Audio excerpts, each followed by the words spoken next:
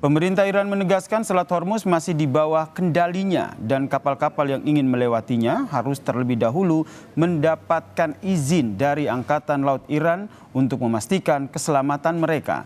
Iran menyebut Presiden AS Donald Trump berbohong ketika ia mengklaim sedang berupaya membuka jalur di Selat Hormuz karena alasan kemanusiaan. Iran menegaskan negaranya akan menang jika konfrontasi meningkat dan bahwa Presiden Trump tidak dapat mengembalikan keadaan seperti sebelum perang.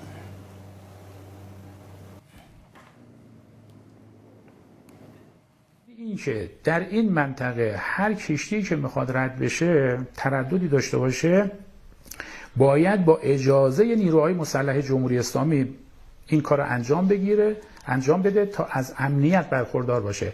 هر شناوری مال دشمن متخاصم بخواد رد بشه برخورد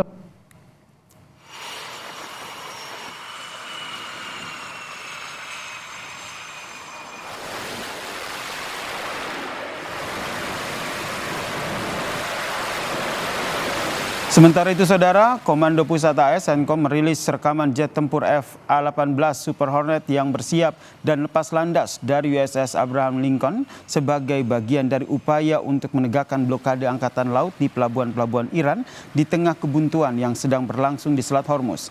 Tanggal dan lokasi pasti dari rekaman yang dibagikan ini tidak dapat diverifikasi secara independen.